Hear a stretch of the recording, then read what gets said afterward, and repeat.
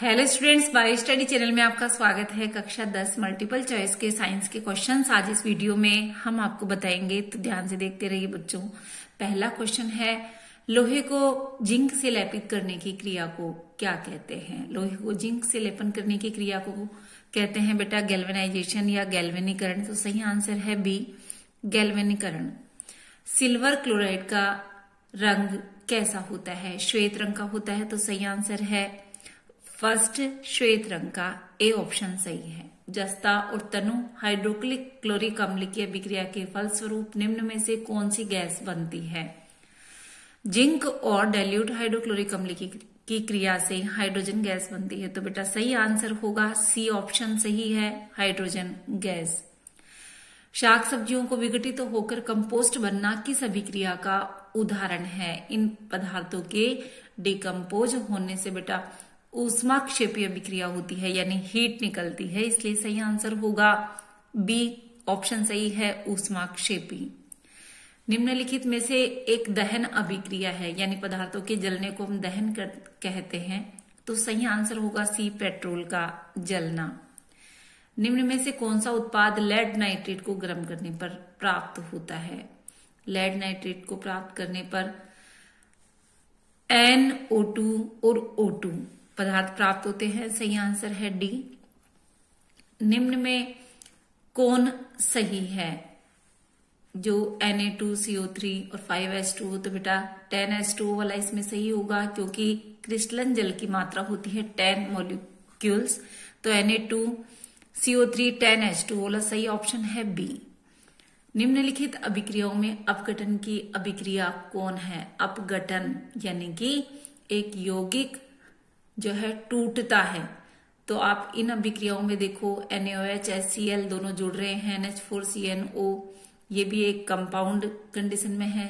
2KClO3, ये 2KCl और 3O2 में टूट रहा है। तो बेटा अपघटन में होता है बड़े यौगिकों का सरल यौगिकों में वियोजन होना, अपघटन होना, वियोजित होना। तो KClO3 2KCl और 3O2 में टूट रहा है, इसलिए सही ऑप्शन होगा इसका सी। नेक्स्ट जो अभिक्रिया दी हुई है Fe2O3+2 एल्यूमिनियम के यहाँ मॉलिक्यूल्स हैं Al2O3 और 2Fe की दी गई अभिक्रिया किस प्रकार की है? तो अभिक्रिया में ध्यान से देखिए बेटा, Fe2 और 2Al इनमें आपस में विस्थापन हो रहा है, इसलिए अभिक्रिया होगी विस्थापन, यानी यहां पर डिस्प्लेसमेंट हो रहा है। एल्यूमिनियम का जो फेरम का स्थान है, आयरन का स्थान है, वो एल्यूमिनियम ने ले लिया है, इसलिए विस्थापित हुआ है। तो अभिक्रिया हो गई विस्थापन अभिक्रिया। सही आंसर होगा इसका डी ऑप्शन, विस्थापन अभिक्रिया। लोह चूर्ण पर तनु हाइड्रोक्लोरिक अम्ल डालने से क्या होता है? लोह चूर्ण पर यानी आयरन के चूर्ण पर डाइल्यूट हाइड्रोक्लोरिक अम्ल डालते हैं, तो बेटा हाइड्रोजन गैस और आयरन क्लोराइड बनता है। तो सही आंसर होगा ए ऑप्शन, हाइड्रोजन गैस और आयरन क्लोराइड। श्वसन किस प्रकार की अभिक्रिया है? श्वसन उपचयन प्रकार की अभिक्रिया होती है। सही आंसर होगा ए, उपचयन। CuO+H2 इससे बनता है Cu, यानी किस प्रकार की अभिक्रिया हुई? इसमें ऑक्सीजन रिमूव हो रही है, तो अपचयन अभिक्रिया होगी। सही आंसर होगा बी, अपचयन। इलेक्ट्रॉन के स्थानांतरण से बने यौगिक कहलाते हैं। बेटा जब इलेक्ट्रॉन का स्थानांतरण होता है तो विद्युत संयोजी यौगिक बनते हैं। तो सही आंसर होगा बी, विद्युत संयोजी। नीचे दी गई अभिक्रिया में कौन सा कथन सही है? 2Cu+O2 अभिक्रिया में देखिए 2CuO बन रहा है, तो कॉपर का ऑक्सीडेशन हो रहा है, इसलिए सही आंसर होगा ए, कॉपर का ऑक्सीकरण। निम्नलिखित समीकरण है, समीकरण में H2+Cl2 है, 2HCl का फॉर्मेशन हो रहा है। जब 2HCl का फॉर्मेशन हो रहा है तो यहाँ पर H2 और Cl2 के जुड़ने से हो रहा है, इसलिए अभिक्रिया होगी संयोजन अभिक्रिया। ये एक प्रकार की संयोजन अभिक्रिया है, इसलिए बी सही ऑप्शन होगा, संयोजन अभिक्रिया। निम्नलिखित में से कौन द्विविस्थापन अभिक्रिया है? द्विविस्थापन अभिक्रिया में देखिए डबल डिस्प्लेसमेंट हो रहा है, दो पदार्थों दो मॉलिक्यूल्स का इंटरचेंज हो रहा है बेटा, AgNO3 और NaCl। इसमें AgCl बन रहा है और NaNO3 हो रहा है, इंटरचेंज हो रहे हैं दो मॉलिक्यूल्स यहाँ पर, इसलिए इसको कहेंगे यहाँ पर द्विविस्थापन में AgNO3। सही ऑप्शन है सी, AgNO3 का और NaCl से AgCl और NaNO3 का निर्माण। अगला क्वेश्चन है निम्नलिखित अभिक्रियाओं में कौन विस्थापन अभिक्रिया है? तो विस्थापन अभिक्रिया में बेटा ये Fe और Cu में इंटरचेंज हो रहा है दिए गए ऑप्शंस में। ए ऑप्शन में वियोजन हो रहा है CaCO3 का, बी ऑप्शन में CaO2HCl से CaCl2H2O का फॉर्मेशन हो रहा है, लेकिन सी ऑप्शन में देखिए Fe प्लस CuSO4 में Fe का जो है Cu की जगह यहाँ पर डिस्प्लेसमेंट हो रहा है, इसलिए Fe और CuSO4 में इंटरचेंज हो रहा है, Fe Cu का स्थान ले रहा है, इसलिए विस्थापन अभिक्रिया का एग्जाम्पल होगा यहाँ पर Fe plus CuSO4, FeSO4 plus Cu। चलिए आगे देखते हैं, अवक्षेपण अभिक्रिया से किस प्रकार का लवण प्राप्त होता है? बेटा अवक्षेपण अभिक्रिया में अविलेय पदार्थों का निर्माण होता है, इसलिए सही ऑप्शन होगा बी। निम्नलिखित में से कौन एक अपघटन अभिक्रिया का उदाहरण नहीं है? ध्यान रखिए, क्वेश्चन का ध्यान रखना है, नहीं है, इसने पूछा है नहीं है, तो अपघटन कहाँ नहीं हो रहा है ये देखना है। बेटा अपघटन सामने वाले ऑप्शंस में CaCO3 का अपघटन हो रहा है, 2KClO3 का अपघटन हो रहा है, H2 और Cl2 यहाँ पर जो है जुड़ रहे हैं, इसलिए अपघटन नहीं हो रहा है, तो इसका उदाहरण हो गया C option, H2 plus Cl2 से 2HCl का निर्माण। निम्नलिखित में से कौन एक रेडॉक्स अभिक्रिया होती है? रेडॉक्स अभिक्रिया में ऑक्सीडेशन और रिडक्शन साथ साथ चलता है, ऑक्सीजन और अपचयन साथ साथ चलता है, तो सही ऑप्शन होगा CaO प्लस 2HCl। यहाँ पर जो है ऑक्सीडेशन रिडक्शन साथ साथ चल रहा है, इसलिए सही ऑप्शन हो गया सी। लिटमस विलियन जो बैंगनी रंग का रंजक है, यह किस पदार्थ का बना होता है? ये लाइकेन पदार्थ का बना होता है बेटा। निम्नलिखित में से कौन सूचक की तरह इस्तेमाल नहीं किया जा सकता? सूचक की तरह इस्तेमाल दिए गए पदार्थों में हल्दी में कलर चेंज होता है, मिथाइल ऑरेंज में होता है, फिनोल्फ्थालीन में होता है, लेकिन मूली में कलर चेंज नहीं होता, इसलिए सूचक की तरह इस्तेमाल मूली को नहीं कर सकते। निम्नलिखित में से कौन गंधीय सूचक नहीं है? जो स्मेल आती है जैसे प्याज में आती है, वेनिला में आती है, लौंग में ऐसे एसेंशियल ऑयल होता है, लेकिन दिए गए ऑप्शंस में से सी ऑप्शन सही है, शकरकंद के अंदर कोई गंधीय सूचक नहीं है। निम्नलिखित में से कौन द्विक्षारकीय अम्ल है? द्विक्षारकीय अम्ल होगा H2SO4। नेक्स्ट है पोटाश एलम होते हैं, पोटाश एलम होते हैं एक द्विक लवण होता है बेटा, सही ऑप्शन होगा डी ऑप्शन। एसिटिक अम्ल एक दुर्बल अम्ल है क्योंकि ये कम आयोनाइज्ड होते हैं, जो कम आयोनाइज्ड होते हैं वो दुर्बल अम्ल होते हैं बेटा, तो सही ऑप्शन होगा कम आयोनाइज्ड होते हैं, सी ऑप्शन सही है। निम्नलिखित में से सबसे प्रबल लवण कौन से हैं? प्रबल लवण, जैसा कि नाम से क्लियर हो रहा है, प्रबलता लिए हुए साल्ट Na और Cl, क्योंकि Na OH से और जो है HCl से बना हुआ है, इसलिए NaCl सही ऑप्शन होगा ए। निम्नलिखित में से कौन एक से अधिक अम्लीय लवण बनाएगा? एक से अधिक अम्लीय लवण बनाएगा H3PO4, सही आंसर होगा बी। एक विलयन किसी नीले लिटमस को लाल रंग में परिणत कर देता है, संभवतः विलयन का पीएच होगा नीले रंग से लाल रंग में परिणत करने वाला बेटा अम्लीय पदार्थ होता है, तो उसकी पीएच का मान होगा अम्लीय, यानी दिए गए में सब क्षारीय हैं, बाकी 6 जो है 7 के नीचे नीचे, तो डी ऑप्शन सही होगा अम्लीयता वाली 6 पीएच। जल के अम्लीय और क्षारीय विलयन किसके कारण विद्युत के सुचालक होते हैं? अम्लीय और क्षारीय विलयन किसके कारण विद्युत के सुचालक होते हैं? H और OH दोनों आयनों की वजह से होते हैं, इसलिए सही ऑप्शन होगा सी। निम्न में से कौन से धातु ठंडे जल से अभिक्रिया करके धातु के हाइड्रोक्साइड बनाएंगे? धातु ठंडे जल से अभिक्रिया करके धातु के हाइड्रोक्साइड बनाएंगे सोडियम और पोटेशियम, सही आंसर होगा ए। निम्नलिखित में से किस विलयन का उपयोग दीवारों की सफेदी करने के लिए किया जाता है बेटा? कैल्शियम हाइड्रोक्साइड का, यानी बुझा हुआ चूना, सही ऑप्शन है इसका बी। लवण Na2CO3 का जलीय विलयन का पीएच होगा, ये पीएच होगा क्योंकि साल्ट है इसलिए न तो 7 से कम न ज्यादा 7 होगा। सही आंसर होगा ए। निम्नलिखित में से कौन सा आयन लाल लिटमस को नीला कर सकता है? बेटा लाल लिटमस को नीला करने वाला यानी कि क्षारकीय पदार्थ होगा और उसमें OH आयन होंगे, इसलिए सही आंसर होगा बी OH आयन। कोई विलयन नीले लिटमस पत्र को लाल कर देता है तो निश्चित रूप से नीले लिटमस पत्र को लाल करने वाला एसिडिक होगा। दिए गए ऑप्शन में 7 के नीचे वाले जो भी मान आएगा, जैसे कि 5 दिया हुआ है तो सही आंसर होगा ए, यह अम्लीय पीएच का होगा। ऑक्जेलिक अम्ल का प्राकृतिक स्रोत निम्न में से कौन है? बेटा टमाटर में ऑक्जेलिक अम्ल होता है, सही आंसर होगा बी। प्लास्टर ऑफ पेरिस का रासायनिक सूत्र होता है, प्लास्टर ऑफ पेरिस का रासायनिक सूत्र होता है कैल्शियम सल्फेट का अर्धहाइड्रेट, इसलिए सही आंसर होगा CaSO4 हाफ H2O। लिटमस विलयन जब न तो अम्लीय हो न क्षारकीय हो तब ये किस रंग का होगा? तो बेटा ये बैंगनी रंग का होगा, सही आंसर होगा सी। किसी भी उदासीन विलयन का पीएच होता है, उदासीन विलयन यानी 7 से ऊपर होता है क्षारकीय, 7 से नीचे होता है अम्लीय, तो 7 नंबर का जो होगा पीएच मान वो होगा उदासीन, सही आंसर होगा बी। निम्नांकित में से कौन लवण है? बेटा दिए गए ऊपर ए ऑप्शन में HCl है, ये अम्ल है, फिर NaOH क्षार है, तो इसमें दिए गए ऑप्शन में से K2SO4 लवण है। किसी लाल तप्त आयरन पर जलवाष्प प्रभावित करने पर कौन सा यौगिक प्राप्त होता है?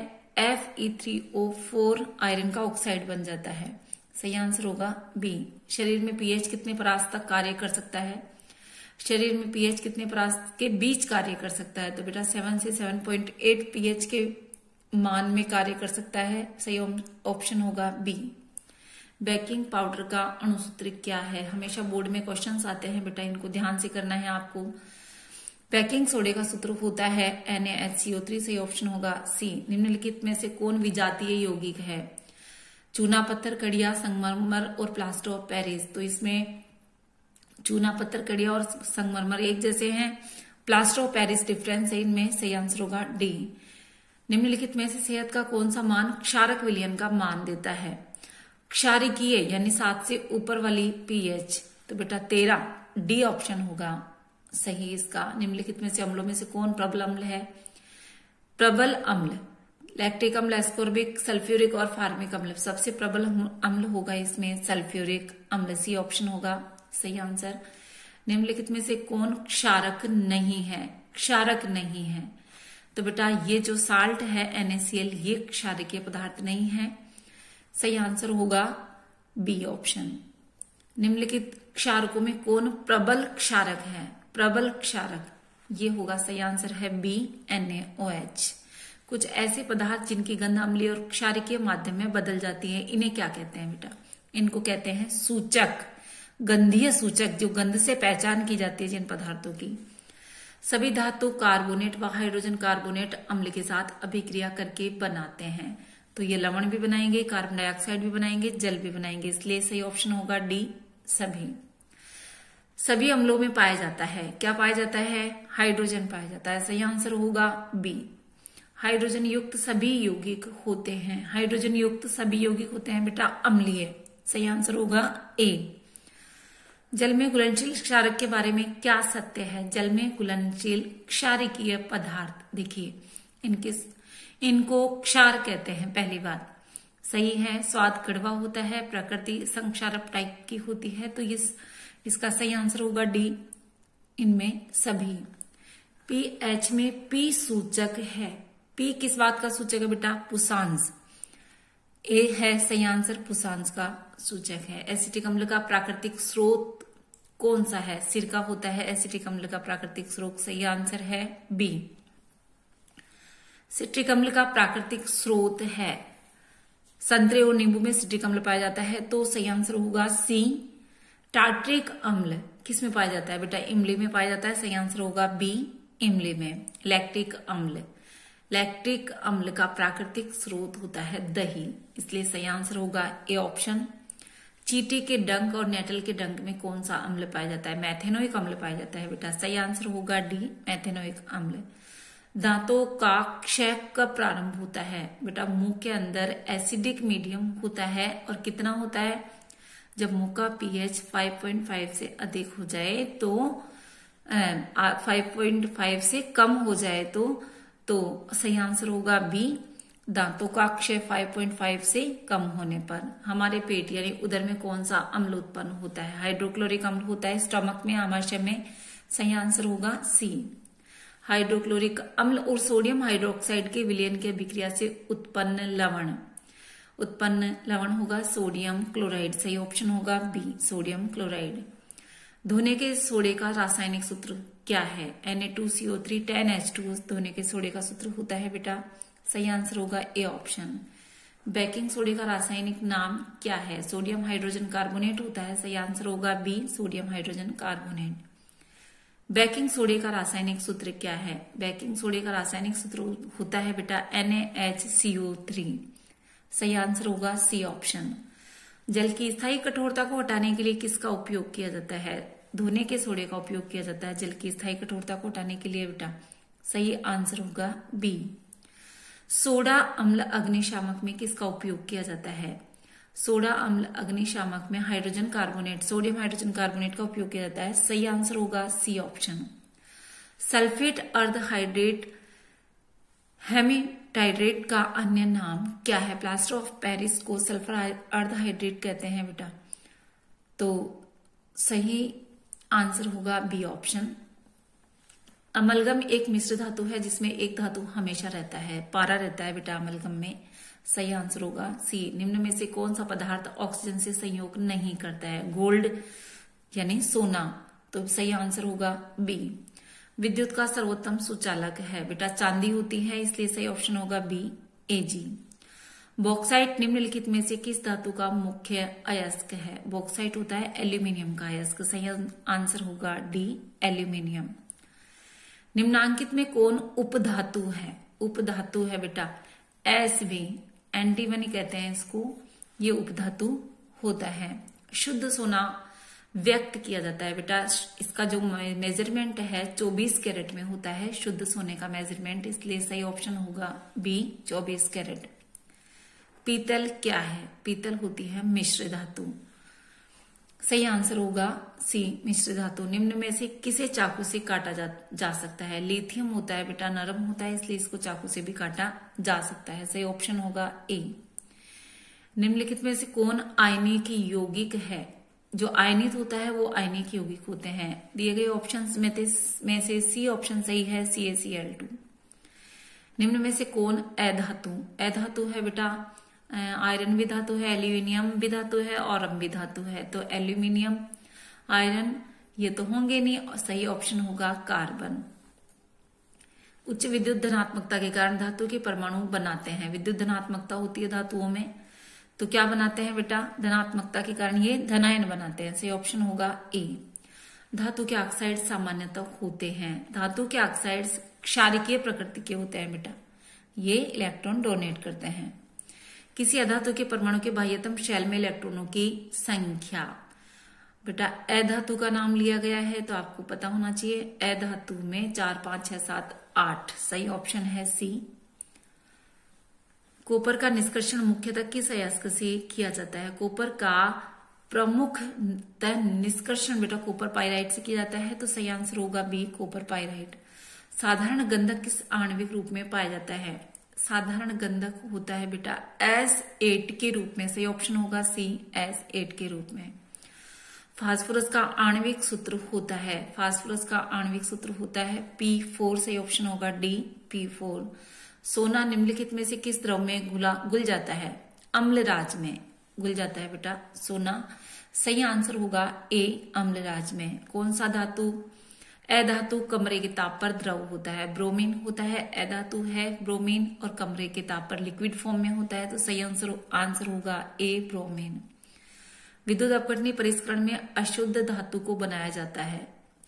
विद्युत अपघटनी परिष्करण में अशुद्ध धातु का बेटा एनोड बनाया जाता है। सही ऑप्शन होगा ए, एनोड। वल्कनाइजेशन की प्रक्रिया में प्राकृतिक रबर के साथ निम्न में से क्या मिलाया जाता है? साधारण गंधक वल्कनाइजेशन में मिलाया जाता है, तो सही ऑप्शन हो गया ए, गंधक। 1 ग्राम सोने में कितना लंबा तार बनाया जा सकता है? 2 किलोमीटर लंबा तार बनाया जा सकता है। सही ऑप्शन होगा बी। कमरे के ताप पर मरकरी धातु किस अवस्था में पाई जाती है? द्रव अवस्था में पाई जाती है बेटा मरकरी धातु, पारा जिसको कहते हैं, ये लिक्विड फॉर्म में पाई जाती है। किसी तत्व के गुणधर्म या गुणधर्म का 2 या 2 से अधिक विभिन्न रूपों में प्रस्तुतिकरण तत्व की क्या क्या गुण कहलाता है? 2 या 2 से अधिक रूपों में होना बेटा अपरूपता कहलाती है। जैसे हीरा, ग्रेफाइट, फुलरिन होता है कार्बन के अपरूप। सही आंसर होगा ए। धातुओं की प्रकृति होती है, विद्युत धनात्मक प्रकृति होती है बेटा धातुओं की। एक्वारेजिया किस अनुपात में सांद्र हाइड्रोक्लोरिक अम्ल और सांद्र नाइट्रिक अम्ल का ताजा मिश्रण होता है? किस अनुपात में होता है? ये 3:1 में होता है। सही ऑप्शन होगा डी। नेक्स्ट, लोहा और इस्पात को जंग से सुरक्षा के लिए किस धातु की परत चढ़ाई जाती है? जिंक की परत चढ़ाई जाती है। सही ऑप्शन होगा डी। अपने शुद्ध रूप से धातु की सतह होती है चमकदार होती है बेटा, धातु का एक गुण होता है चमकदार होती है। सही ऑप्शन होगा एक। धातु का पतले तार के रूप में खींचने की क्षमता को क्या कहते हैं? तन्यता कहते हैं। सही ऑप्शन होगा बी। कुछ धातुओं की पीटकर पतली चादर बनाया जा सकता है, इस गुणधर्म को क्या कहते हैं? ये पतली चादर बनने का जो गुण होता है इसको कहते हैं आघातवर्धनता। सही आंसर होगा बी, आघातवर्धनता। कौन अधातु होते हुए भी चमकीला होता है? आयोडीन होता है बेटा ऐसा जो अधातु है और वो चमकीला होता है। सबसे कठोर प्राकृतिक पदार्थ कौन है? सबसे कठोर प्राकृतिक पदार्थ होता है हीरा। Okay guys, thanks for watching.